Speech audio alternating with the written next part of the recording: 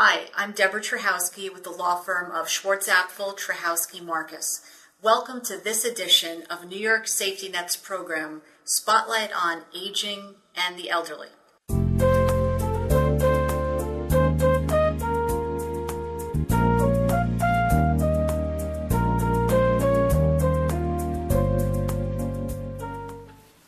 Hi, I'm Deborah Trahowski with the firm of Schwartz Apfel Trahowski Marcus, and I'm sitting again with Kathy O'Brien, one of the attorneys in our nursing home litigation unit, and we were having a discussion today concerning fall incidents and what a family should be aware of in terms of when their loved one might be at risk for falls and what steps a facility might take in order to prevent future falls.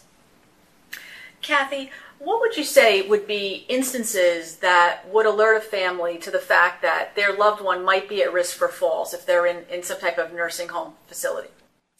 Well, I think that there's several things that you want to look at. You want to look at your parent or loved one's mental status when they're admitted to a facility, meaning whether they have periods of confusion or if they're on certain medications, either for depression or aggression. These things will certainly affect their mobility, and moving on from mental status, the mobility many times changes if they're post a stroke or a cerebral vascular accident, which affects one side or both sides of their extremities, whether they have contractures because of lack of mobility of certain areas. They'll be certainly stiff and unable to ambulate in the fashion that you and I would. Mm-hmm. And as we know, as we get older, our balance becomes more and more limited, and this is certainly a factor. Mm-hmm. Also, how would someone's cognitive situation or their memory be a factor in terms of falls? Well, many times, as you know, you're in a facility that is different than your home, mm-hmm. So you consider the fact that they would be confused with waking up at night, not knowing where they are, number one. They might need to use the bathroom and not understand that they need to call to go to the bathroom. They might be confused as a result of their ongoing progressive disease, meaning whether or not they have Alzheimer's or dementia, and that's usually something that a physician will advise a family that their parent or loved one has. Mm-hmm. So all these taken in consideration will certainly affect them and put them at risk for falling. Mm-hmm. Especially at night. Unfortunately, many times there's occurrences at night because of the fact that the rooms are darkened, they're unaware of their environment or the surroundings, and many times they only remember when they're at home and they think that they are home, and right. They'll want to try and get up and use the bathroom or just go into another room, not being aware of the fact that they're in a facility. Right, I understand. And I think a lot of the cases we've seen, in fact, are centered around toileting situations where people are getting up to go to the restroom repeatedly and unfortunately, often do end up having some type of fall. Right.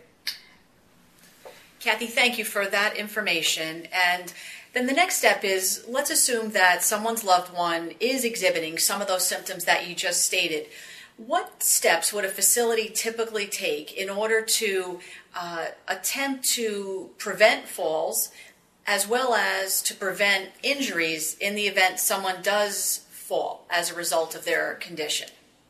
There are certain things that the facility should assure are provided for these patients. Number one is the side rails. Side rails most times should be up, however, not fully up. And what I mean by that is they will go up what they would say would be halfway or above, on the area located by their their head.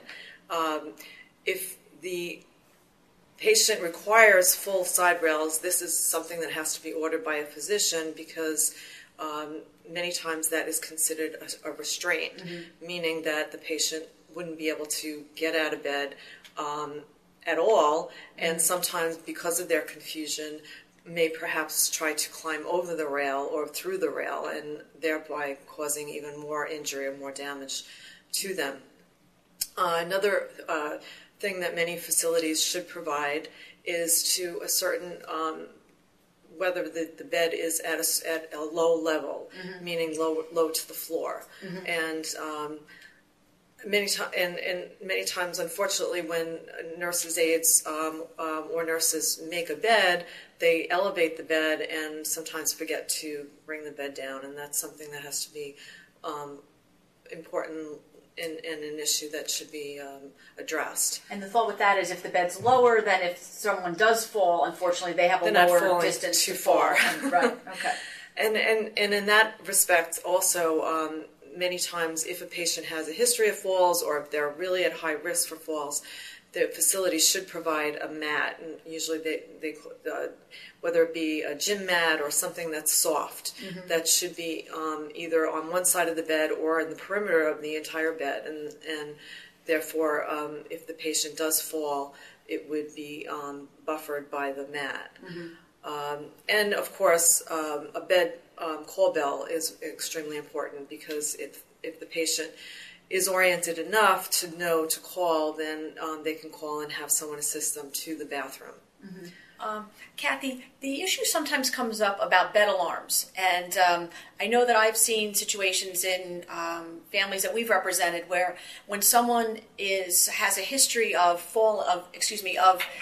getting out of bed, and there are just other steps to prevent getting out of bed haven't really worked, that the facility will install a bed alarm on the bed or on the person, such that when they attempt to get out of bed, the nurse is notified, and they'll usually try to put the resident position their room as close to the nurse's station as possible, so that the nurses can respond, or the CNAs can respond and try to get to the room before the person ends up injuring themselves. So we've seen that also as an additional form of trying to prevent injury in the event someone has a history of getting up from bed.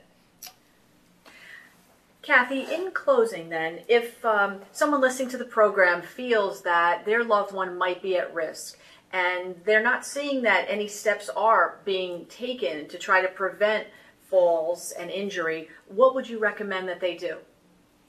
Well, I think that it's important to communicate, and I think that the first step would be to reach out to the head nurse that's on the floor that the parent or loved one is being taken care of by. If in the event that they don't feel that they have gotten through to that particular person, or having difficulty communicating with that person, then you would probably want to move on and discuss the concerns with the director of nursing, as well as administration. Perhaps even request a formal meeting with them to discuss your concerns. All right. Well, thank you so much. I appreciate the information that you shared with us, and I hope that it will be of help to those who are listening. Thank you.